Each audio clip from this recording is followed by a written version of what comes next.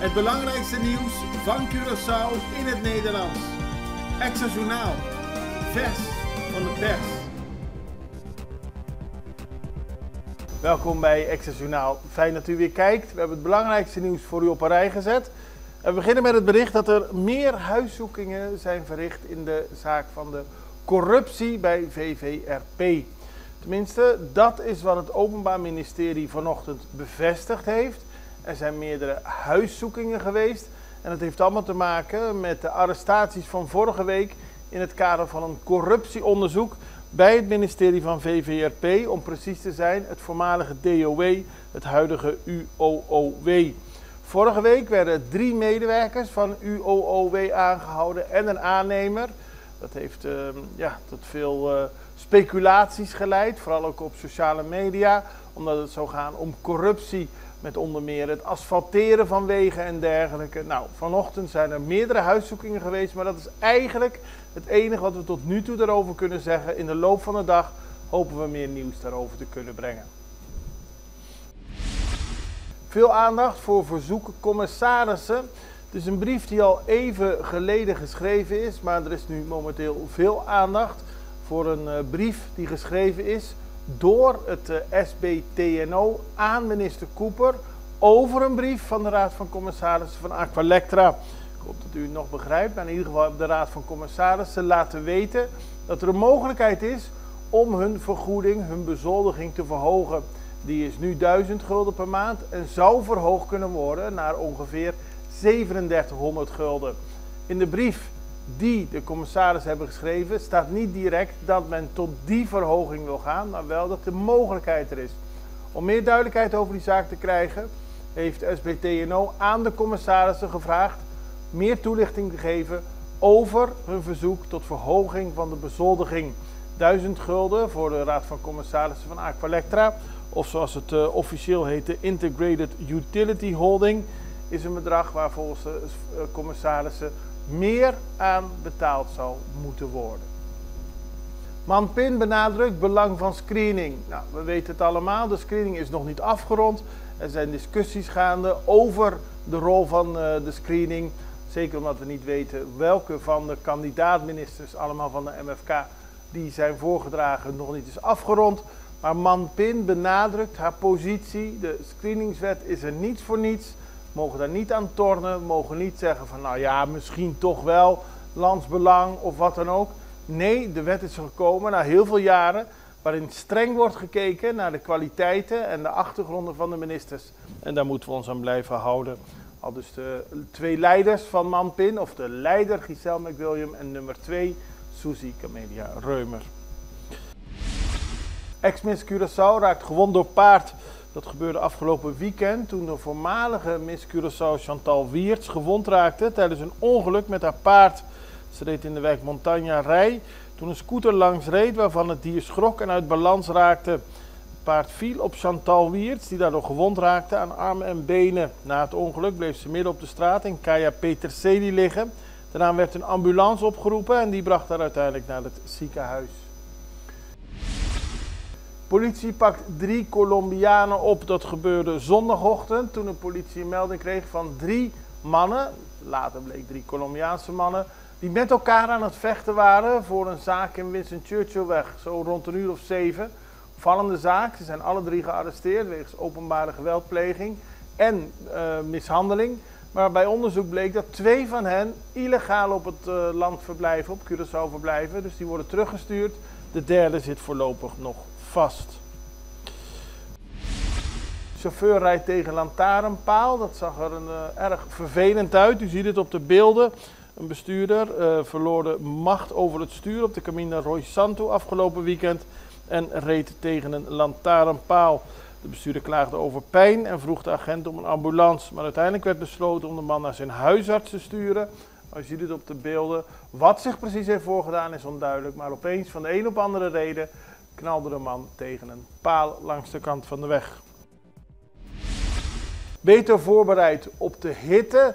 Dat is een plan dat de meteorologische dienst samen met het ministerie van Gezondheid, Milieu en Natuur aan het vormgeven is. Het wordt een informatiecampagne En dat zei Albert Martis van de Meteorologische Dienst in de podcast Tresor Cugino.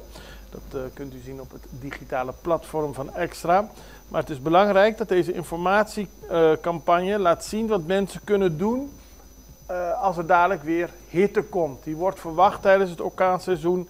En dan moet bijvoorbeeld ook worden gedacht aan het witverven van je dak, het meer planten van bomen. Dat zou ook bij scholen kunnen gaan. Het zijn allemaal zaken waar meer over gedacht moet worden, want de hitte op Curaçao was de afgelopen tijd al zwaar en zal de komende tijd ook blijven. En steeds toegespitst in die periode van de orkaanseizoen, al dus Martis. Daar horen we dus meer van. Wij gaan even over naar een break. We zijn zo bij u terug. Extra in Nederland. Van Amsterdam tot Arnhem, van Groningen tot Maastricht. Extra is erbij. Volg Extra Digitaal en blijf op de hoogte van de belangrijkste ontwikkelingen in Nederland. Extra Digitaal is te zien op verschillende platforms en kanalen zoals WhatsApp, YouTube, Facebook, Instagram en ook TikTok. Wilt u ons op de hoogte brengen van een evenement of iets doorgeven? Neem contact op via WhatsApp, e-mail, Facebook of bel gewoon 06 1364 2945. Volg of abonneer je op Extra Digitaal. Klik aan en volg ons.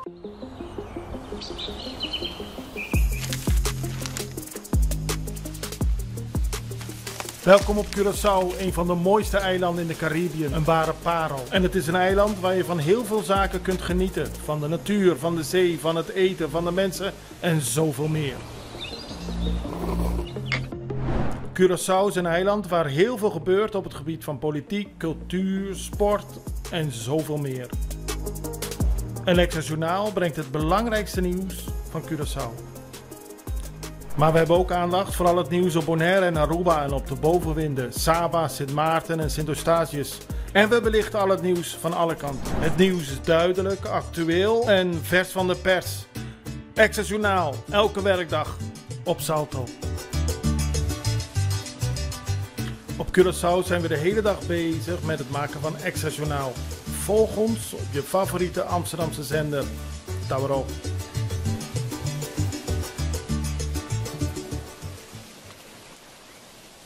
We beginnen op Bonaire, want het bestuurscollege heeft daar zorgen geuit over de criminaliteit. Het bestuurscollege heeft per brief zijn ernstige zorgen kenbaar gemaakt aan de minister van Justitie en Veiligheid in Nederland over de toenemende criminaliteit en de structurele tekortkomingen in de rechtshandhaving op het eiland.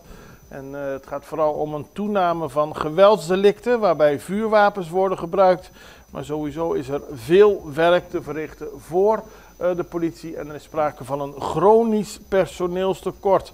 Dat bleek uit meerdere onderzoeken en er zijn ook al eerder geuniformeerde medewerkers vanuit Nederland naar Bonaire gestuurd om te helpen. Alleen, ja, die geuniformeerde medewerkers verdienen structureel minder dan de tijdelijk ingehuurde collega's uit Europees Nederland voor hetzelfde werk.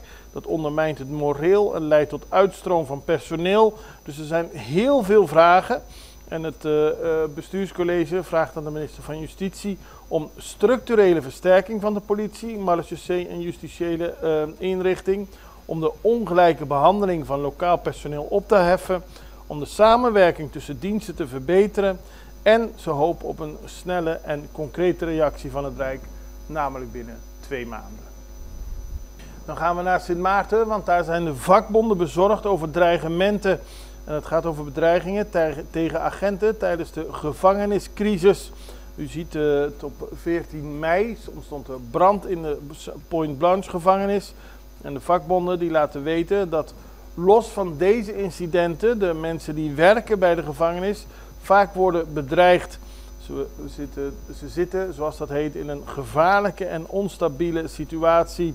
Volgens de vakbonden NAPB Sint Maarten en APVO Sint Maarten, hebben politieagenten met moed en professionaliteit gehandeld in een uiterst gevaarlijke situatie, waarbij ze hun leven op het spel zetten om de veiligheid van het personeel, de gedetineerden en het bredere publiek te beschermen. Maar ze worden bedreigd en dat is volgens de vakbonden verwerpelijk.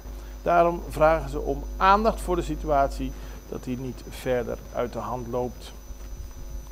Dan gaan we naar Nederland via het Curaçaohuis.